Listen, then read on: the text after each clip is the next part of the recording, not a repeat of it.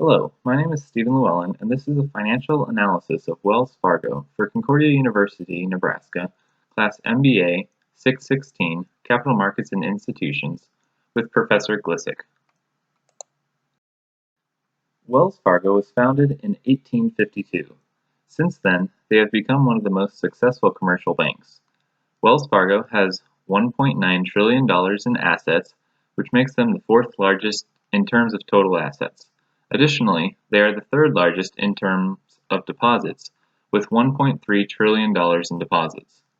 Banks are regulated by a special government program known as the Federal Reserve. The Federal Reserve uses monetary policy to control the money supply in the economy. This impacts banks and their services, primarily by affecting the interest rates. Banks receive their profits from three main sources: loans, investments, and fees. At the end of 2018, Wells Fargo had $44 billion of income from loans, $15 billion from debt securities, and $36 billion from non-interest income. As a way to distribute their income sources, banks can make certain investments. Generally, these investments are in government, corporate, or municipal bonds, but they can make more risky investments too. The investments are restricted to some level by the Federal Reserve, since the goal for banks is to generate a favorable return with minimal risk. Interest rates have been rising in the past years, so banks like Wells Fargo should be seeing a higher return from loans and debt security investments. The investment goal for Wells Fargo should be to increase the profit margin from loans and investments. In recent years, the Federal Reserve has been increasing the interest rates.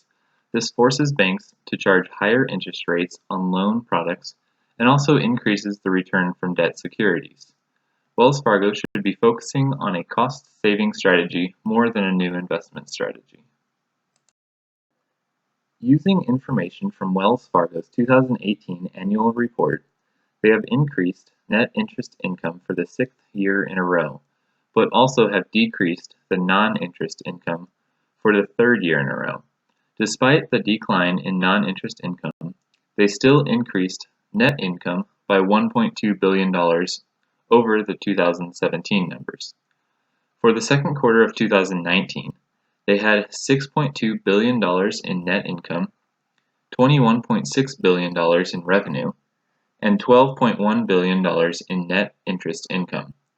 This, unfortunately, is down 3.6% from the previous year. As mentioned in their quarterly report, this is due to higher deposit costs and a lower interest rate environment. Wells Fargo has room for improvement in their financials.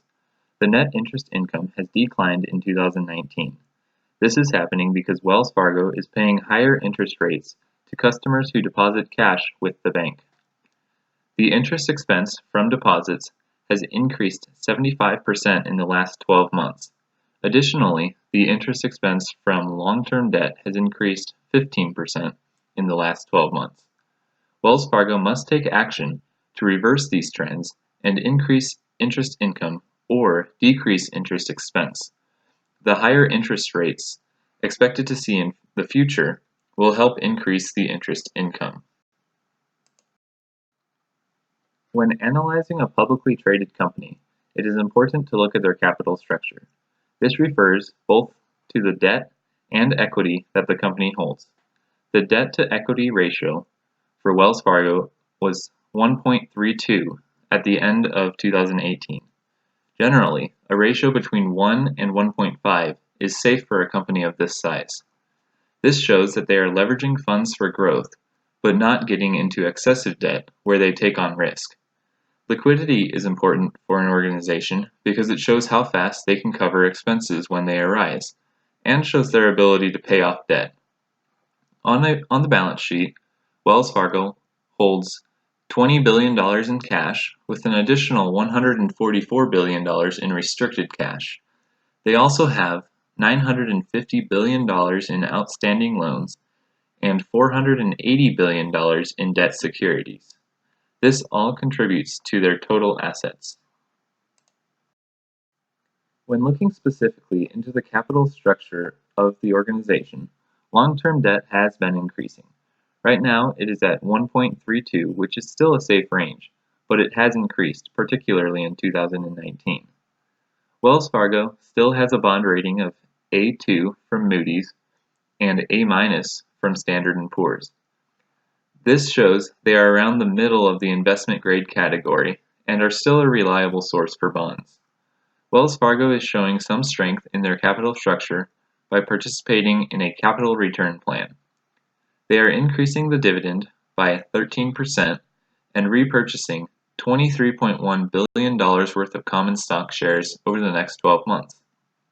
This is increasing the share value for current shareholders and shows that Wells Fargo is not in need of cash.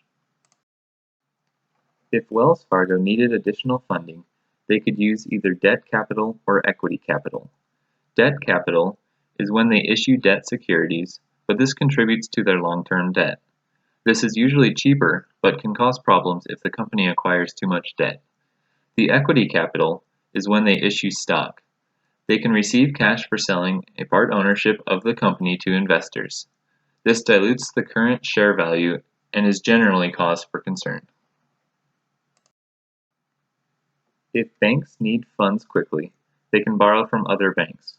They are charged a special interest rate on these funds, known as the federal funds rate. Another option for banks is to receive funding through domestic and international capital markets. They can issue registered debt securities, private placements, and asset-backed secured funding. One way to analyze an organization is through the cost of capital calculation. As Gallo says, the cost of capital is simply the return expected by those who provide capital for the business. The weighted average cost of capital for Wells Fargo is 6.3%, using data from August 6, 2019. This calculation is found by weighing the cost of equity and the cost of debt by the total equity and the total debt in the financial statements.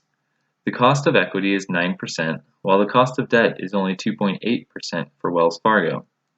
Additionally, on the balance sheet, they have $253 billion in equity financing and $356 billion in debt financing. The goal for Wells Fargo is to increase their net interest income through a cost-saving strategy. They can achieve this goal by increasing interest income or decreasing interest expense. To increase the interest income, they will need to have higher loan rates and get higher investment rates. This will increase the profit margin from these income sources.